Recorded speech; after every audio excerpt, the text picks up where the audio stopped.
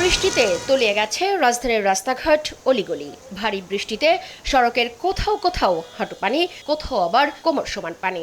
শুধু রাজধানীই নয়, মৌসুমী বায়ুর প্রভাবে ঢাকা, রাজশাহী, ময়মনসিংহ, সিলেট সহ সব বিভাগেই বৃষ্টি ঝরছে।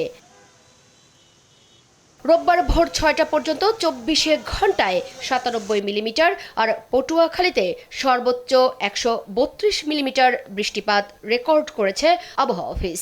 গত ২৪ ঘন্টা যেটা হয়েছে, গত ২৪ ঘন্টা দেশে সর্বোচ্চ বৃষ্টিপাত রেকর্ড করা হয়েছে আপনার পটুয়াখালীতে ১৩২ মিলিমিটার। এ সময় ঢাকায় কিন্তু ৯৭ মিলিমিটার বৃষ্টিপাত রেকর্ড করা হয়েছে। আবহাওয়া অফিস বলছে, আগামী ২৪ ঘন্টায় সারা দেশে ভারী থেকে অতি ভারী বৃষ্টির সম্ভাবনা আছে। তবে ৪৮ ঘন্টা পর পরিস্থিতির উন্নতি হতে পারে, কমে আসতে পারে বৃষ্টিপাত। আজকে দুপুর ১২টা থেকে পরবর্তী ২৪ ঘন্টার জন্য রংপুর, রাজশাহী, ময়মনসিংহ, সিলেট, ঢাকা ও চট্টগ্রাম বিভাগের কোথাও কোথাও ভারী থেকে অতি ভারী বর্ষণে সতর্ক সংকেত জারি করা হয়েছে।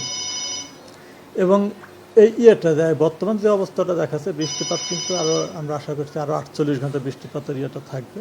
তবে দেশের দক্ষিণাঞ্চলে বৃষ্টিপাতের তীব্রতাটা অনেকটা কমবে, তবে ভারী বর্ষণটা থাকবে। আর ২০ জুলাই নাগাদ আরেকটি লঘুচাপ হতে পারে বলেও জানায় আবহাওয়া অফিস। সতত ঘূর্ণিঝড়ের তারকা বর্ষাকালে সাধারণত ঘূর্ণিঝড় হয় না, তবে আমরা আমাদের দীর্ঘমেয়াদী যে পূর্বাভাস, সেখানে আমরা বলছিলাম যে ১টা থেকে 2টা লঘুচাপ হতে পারে, যার মধ্যে একটা নিম্নচাপ পরিণত হতে পারে।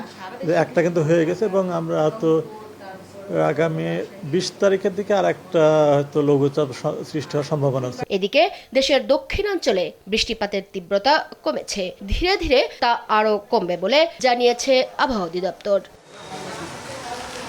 মুক্তা মাহমুদ, দেশ টিভি, ঢাকা।